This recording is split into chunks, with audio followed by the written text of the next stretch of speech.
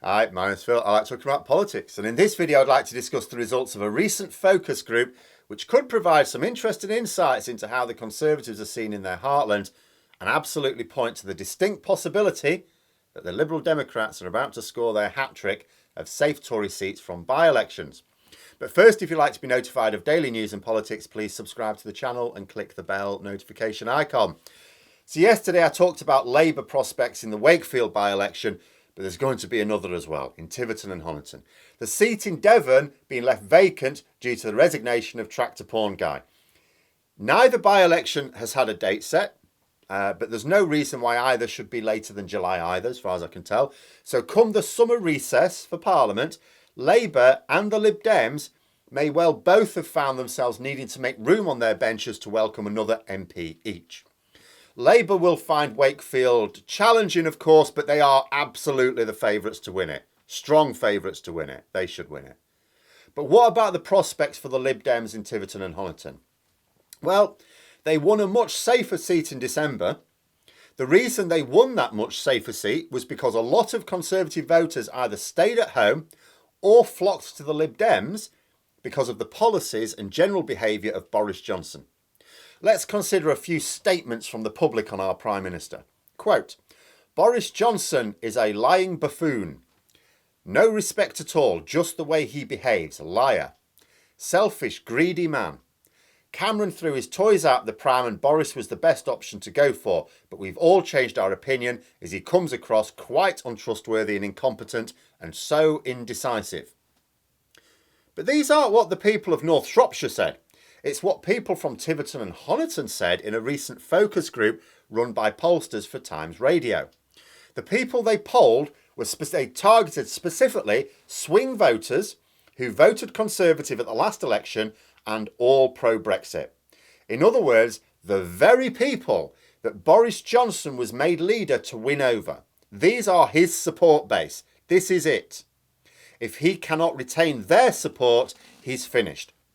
If the Conservatives tie themselves to Johnson under these circumstances, they are finished. Short term, not long term. You know, these are the same general views of Johnson that caused Tory voters to abandon them in the North Midlands, and they're also on display now in Devon. And consider what's happened since. See, back in December, when North Shropshire turned against him in like one of the three safest seats in the country for the Tories, there was plenty of evidence that Johnson had been breaking the law. We sort of knew it. But now it's been confirmed officially. The cost of living squeeze is greater as well. I had a little look too at Tiverton and Honiton. It's not a wealthy area. In fact, it's quite deprived really on the national scale. So the people there will absolutely be feeling the squeeze very hard indeed. These are not people griping about the cost of living because they can't afford quite so much caviar. No. They're properly feeling the squeeze. I notice that Boris Johnson and Rishi Sunak have stopped ruling out a windfall tax on oil companies now. Oh yeah, we might do this thing that Labour have been calling for ages. Actually, all opposition parties have been calling for a while. I wonder if they'll use that to dangle the possibility of action ahead of the by-election. Oh yeah, we might be thinking of doing this thing. Yeah, we'll tax these companies. Yeah, they'll have more money to help you out, you know. Yeah, we're thinking about it. And then just change their mind again after the election. Oh yeah, we had to think about it. We're not doing it now. They'll certainly not want to lose this seat.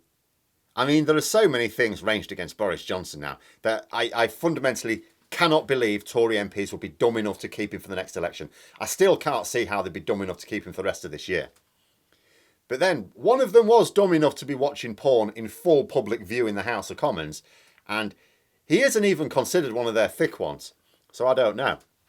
I've said it before, but if the Conservatives lose both these seats, it is strong evidence that the Conservatives are not only losing their gains, but their former heartlands as well. Nowhere will be safe. Tory MPs will all be feeling very nervous going into their conference season after the summer.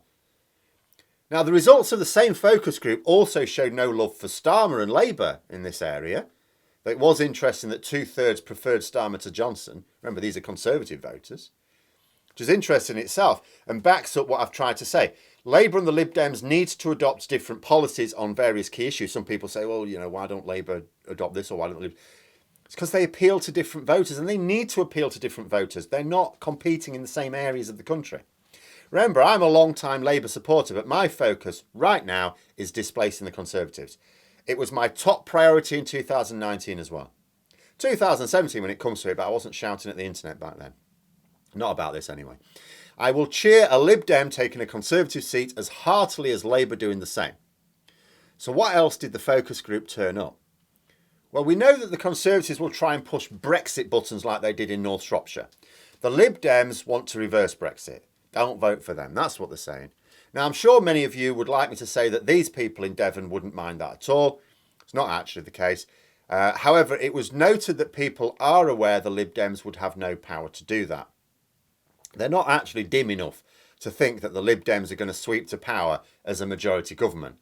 So the Lib Dems' views on Brexit are irrelevant to a lot of these voters. It was pointed out that the Lib Dems would represent their local interests well in Parliament, so they're not so bothered about the Brexit issue, even though this is a Leave area. So if the polling company did their job well, and these views are representative of those swing voters in general, you know, the ones that were specifically attracted to Johnson in 2019, then the Brexit bandwagon is not going to help them in this by-election campaign. In fact, the Lib Dems are actually in a really powerful position on Brexit.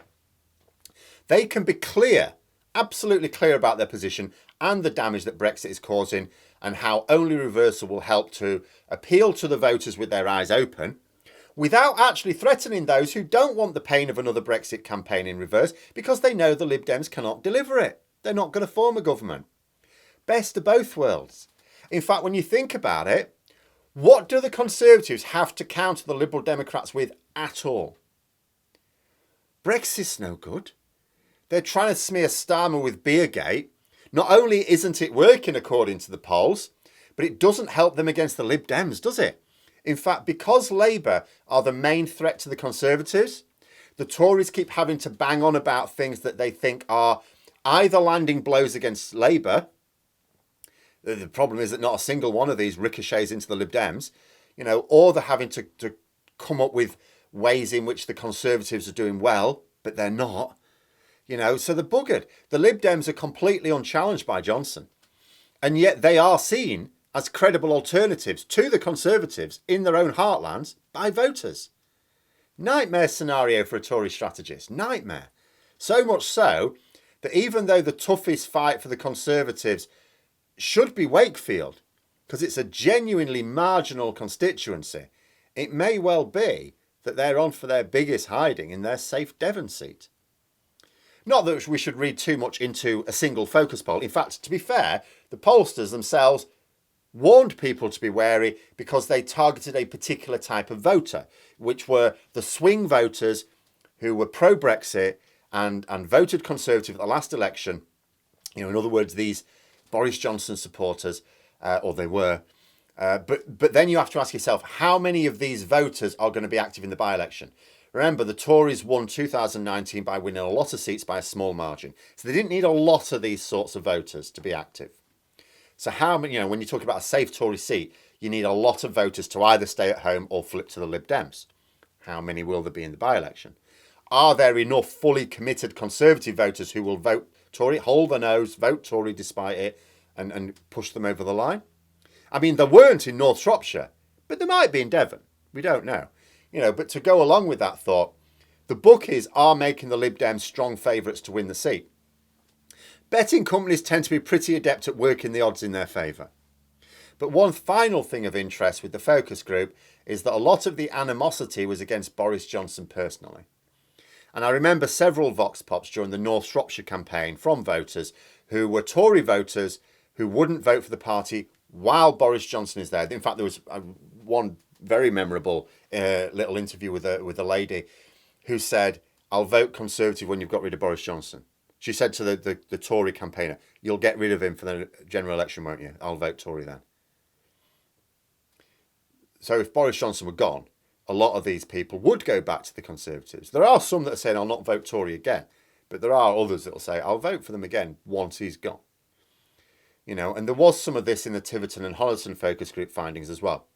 There was some saying they wouldn't vote Conservative while Boris Johnson was in charge, but an implication that they'd be happy to go back if he were replaced. Another reason why I'm often cautious about thinking too much about the lay of the land after the next election. You know, if the Conservatives get rid of Boris Johnson, they'll get an instant surge in support from a lot of people. So why don't the Conservatives do it? I think it's because they know people are fickle. They say they'll go back to the Conservatives if Johnson is replaced. And many will mean it, they will. But they still fear replacing him with someone even less effective and giving them time to piss off the electorate, I suspect. But at the same time, while Boris Johnson remains Tory leader, it's becoming harder and harder to see his party ever win a by-election again. After these 2 by-elections, there may be another if the dandruff-snorting Tory MP has to resign or be recalled.